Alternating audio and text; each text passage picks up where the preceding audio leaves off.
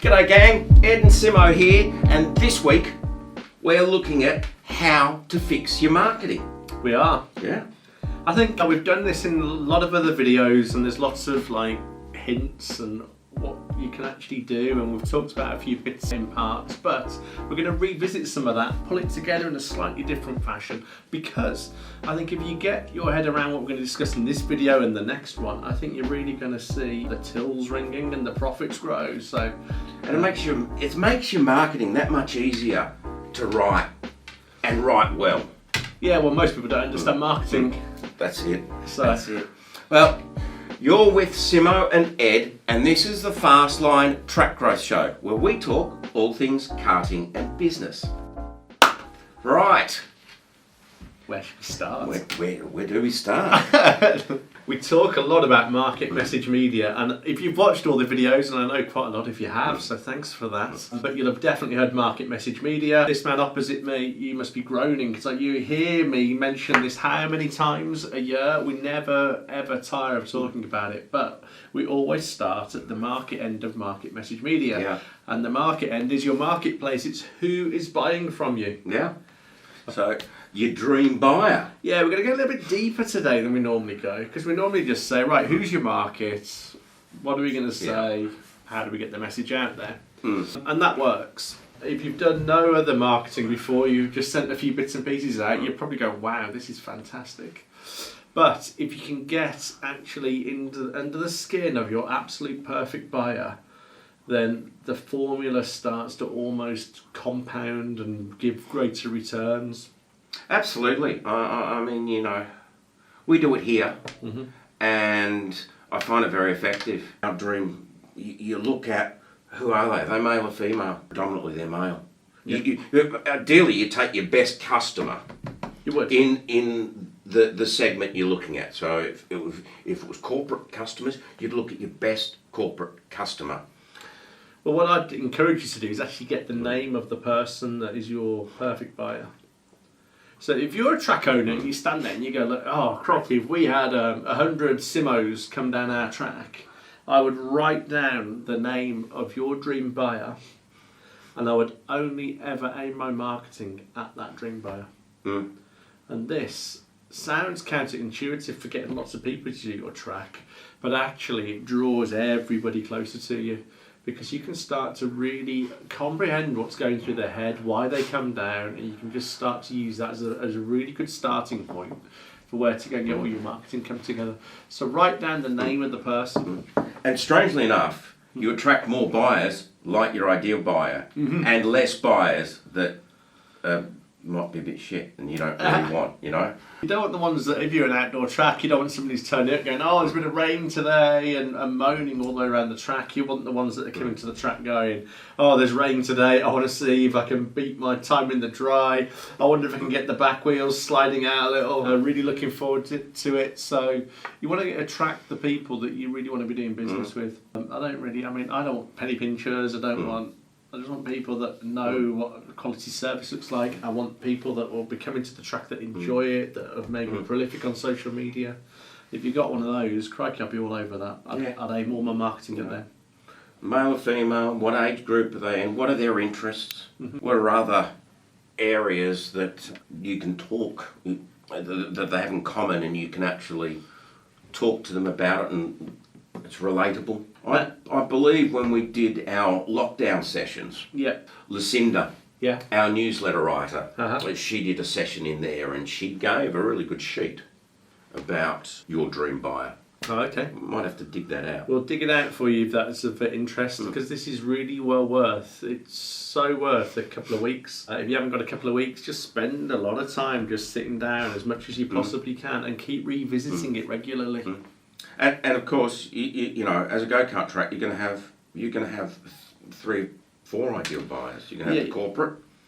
You're going to have your regulars. Yep. And then I guess you got your walk-ins and stag groups. You could have kids parties. Yeah. So I would be advising that you just take one of them to start with. Oh, absolutely. And go through the whole marketing campaign and just deliver that. Do not get too bogged down at this stage in looking at all the different groups and trying to sort out all your campaigns for everything. Just do one thing and do it really, really well. Yeah. Second bit. So now we know who our dream buyer is, we can start to work out who our audience might be. There might be more than one of them out there. And our job now is to be omnipresent with those who might buy from us. So we need to be in front of our key audience as often as we can. Now it's just my own personal theory, but it's gained with working with, well, I was going to say hundreds, but literally a couple of thousand or more businesses. If they've not heard from you inside of a fortnight, they're probably already forgetting about you. Oh, absolutely. Might have forgotten completely. If they come back or they remember you when you're speaking to them, you go, they haven't forgotten us. It's only because it's cropped up in conversation or it's an anniversary date or something like that. It's your job to make sure that you're in front of them. Yeah. So I suspect you probably want to be communicating with them at least fortnightly. I'd prefer weekly as a minimum. Yes, I did say minimum. Yeah. Ideally, just 2 or 3 things going out in a week would work really well. And if they'll stomach it where I can send them something every day, then I'll speak to them every single day. Now that's going to shock a lot of go-kart track owners or marketers, because they do not go out to them weekly. No. But we have been doing that for a couple of tracks, haven't we? We have indeed. And the responses they're getting are quite good, aren't they? I haven't got permission to talk about them today. We might do a video. We'll hopefully get one of the track owners and we can talk about it, but we're going to have to twist a few arms, I suspect. But yeah, there's been some fantastic results just speaking to people once a week. Yeah, just an email once a week. That's right. And because you're in there often and they're getting stuff from you, when you want to go and ask them to buy something as well, you've almost earned your right to go and ask if they'll buy something from you. You've built the relationship. And don't think sending an email saying, 10% off. That doesn't cut it. No. It's got to be a nurturing sequence so they get to know, like and trust you. Absolutely. Now the good thing as well is once you understand your audience and you've got a spine of conversation and communication with them as well, you can start to reach out for other people. So I have a suspicion, I haven't proven it, but I have a suspicion that those that are interested in Formula 1 are interested in go-karting as well. So I can make that assumption. Now, if I've already got a spine of information I'm sending out maybe on social media, particularly through things like Facebook, I can get them to find other people with Formula 1 interests within a 20 mile, 30 mile, 40 mile radius of my track and start to get information out to them, but not just information. Because we know who the dream buyer is, we can go a lot deeper with our messaging to get something that really, really resonates fully with that person. With that dream buyer. And if they see that coming up in Facebook or somewhere 2 or 3 times, there's every chance they'll click on something or maybe even come down your track. So this is where that time spent understanding the dream buyer can now start to expand out and become super useful for your track. Next point. Then we've got to engage with your most engaged audience. Yes. And that's always the tough part, isn't it? Well, it is, isn't it? We overcomplicate it as human beings. If I think there'll be a few people with a cold sweat on now if I just said, right, think of one person that comes to your track all the time. Now, what would you say to them? Right now, come up with a sentence. The old heartbeats and the adrenaline will start to rise. But actually, your job is to engage with them often and personalise it. Yeah. We've got a few notes hidden just off camera. I scrolled down earlier, and the first thing I put is just with a question mark next to it is call them. Who calls their people who've been to their go-kart track? Not a lot. Not a lot. I know one particular track that used that quite effectively. I think there was a period after our 3rd lockdown where the tracks were very hit and miss. Some were really busy and some were really dead. But this guy made sure he was booked solid from the minute he opened to the minute he closed. Cool. By calling all these past customers. Oh, really? Letting them know he was open. I didn't know this. See, I've written that down and put a question mark next to it. And we've got an example there. But it's the last thing your customers are going to expect. But for the dream buyer, the person that's invested in you, and because you've got an audience of people that are invested in it, what a nice surprise to get a phone call. Just said, hey, you were down at the weekend, if you're calling in the week. Split test this, by the way, to work out when to call them. But the first call might just be, hey, you were down at the weekend. Just wanted to check in with you. Did you have a great time? Is there anything we could have done better? I'm always interested in your thoughts. I really appreciate the fact you took some time out to come and visit us. Are you already booked in to come again? Well, look, next time you're down, come and say hello. You know, and you can go, right, did you like the new carts? Did you like the new track configuration? All sorts of excuses to do that. Well, I've had it, remember, I told a story in another video which would be really tying well to show you how well this goes, but every now and again I pop down to a local Indian restaurant, and if I don't go down there, quite often there's some point in the week, or certainly within a fortnight, they're delivering something to our door, right? I was standing there one night, there was a knock at the door, and the guy that brings the food, do you remember in the story? Yeah. The guy that brings the food after was there, and I opened the door and he was standing there, and I went, hi, have we ordered something? And he went, no, you haven't. I was a bit worried. I just wanted to see if I'd done anything wrong.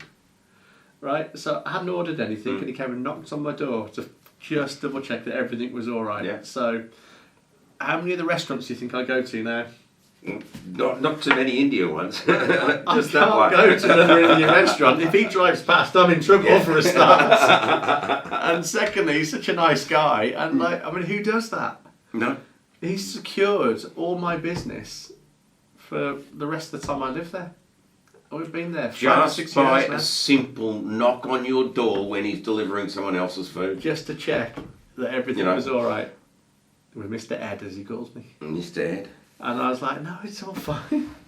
But I can't go anywhere else now, and I don't want to go anywhere else. He's a really nice guy. And he's just the delivery driver too. Well, yeah, but they've Or all is got a he- vested interest in the restaurant. But they're genuinely just really nice guys anyway. But I'm never going to go anywhere else. That simple knock on the door, that one wet Friday evening, just meant that he's secured all my business for years to come. And that also, just on the facts that you might be sitting there thinking, I'll never call them. But I'd try it, by the way. But now you can really super personalise emails. And the deeper you can get into this information, the simpler it starts to become. So pulling that audience, start to work out really personal ways to engage with them. That is just going to keep you uppermost in the mind and secure the history of your track or the future of your track forevermore. You know, it's sort of like and there's personalisation and then there's personalisation, right? So at one extreme, personalisation is writing to one person, Ed. Yeah. So you might include their name in there or some fields from your database, like their company name and things like that. That's one way of personalising. The other way of personalising is talking directly to your dream client. So it's not as narrow personalisation, it's a bit wider. So if you know that your regular customers are avid F1 fans, then you can talk about something that's happened in last weekend's F1 race. So at the time of filming, I've just done this for a track. I've written an email for them and that's gone out. As we're recording this, Bahrain is the first race in the Formula 1 season coming up this weekend. And I've talked about recreating that Bahrain feel down at the track. Because my hunch is that most people interested in Formula 1 are interested in anything with petrol and go-karting and 4 wheels or even 2 that goes around a track. So I think we're going to get some good results off that email. Yeah. Hence the reason I wrote it.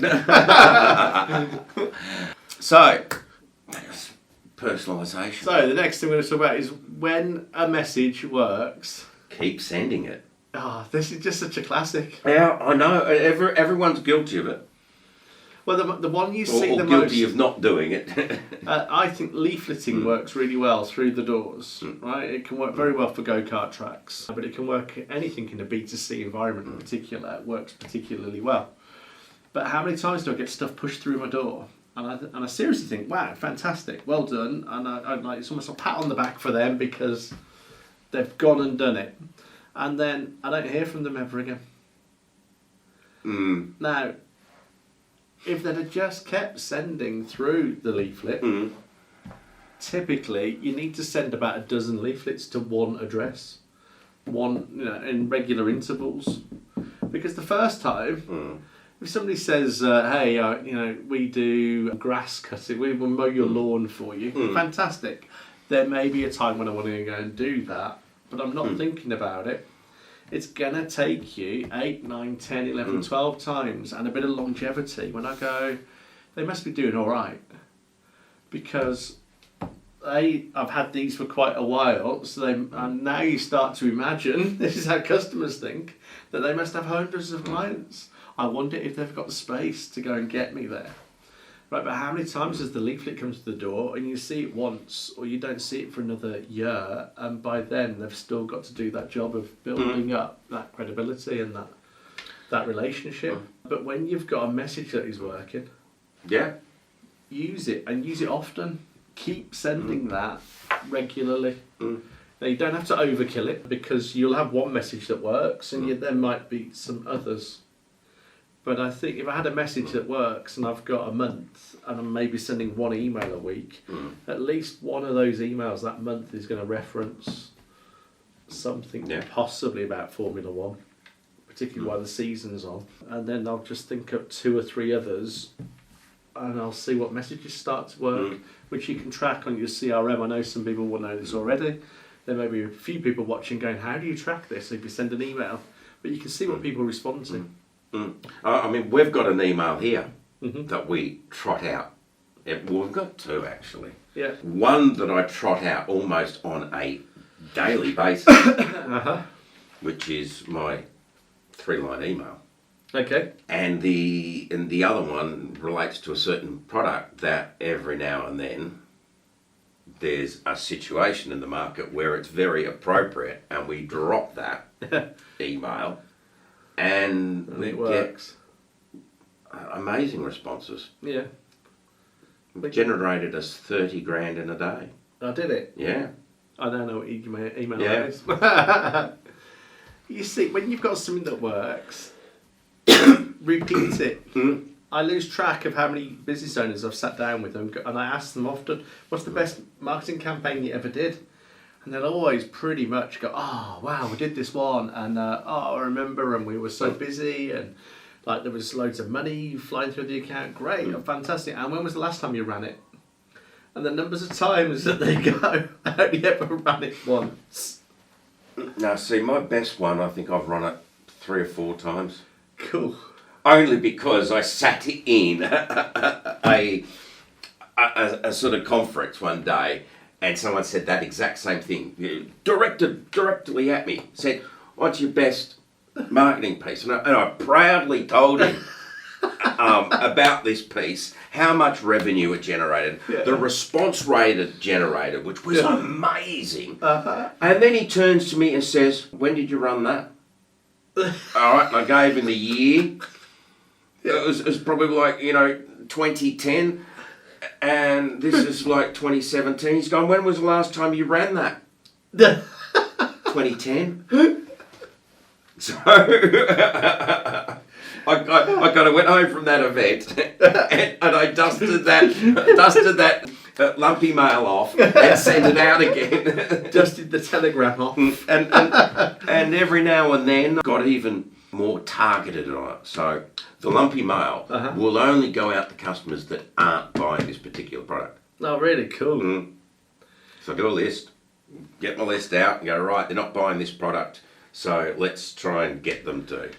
You see, if you've got a £30,000 return on an email, for argument's sake, let's assume it was an email, and you've run it once, and for 7 years you didn't run it again, that's £210,000 worth of lost business.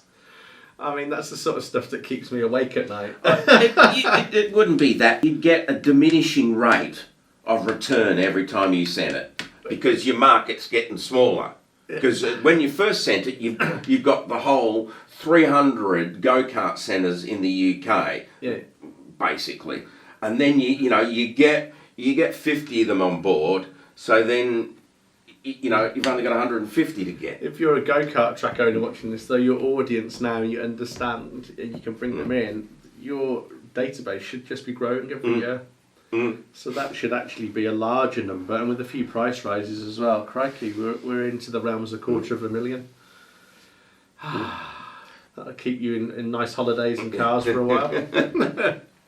It's probably a good point to stop. It is. For this week. Yeah, good few minutes into that. We're going to carry on in the second video and tell you a few of the bits and pieces, how to fix your marketing. We're going a little bit deeper diving. There's a couple of other points that we're going to share with you in that next video. It'll just help bring this together very, very nicely.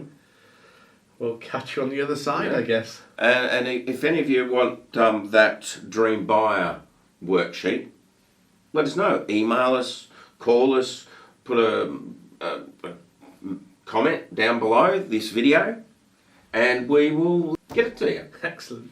Cool. All right, until next week, it's goodbye from me. Cheerio from me. We'll see you then.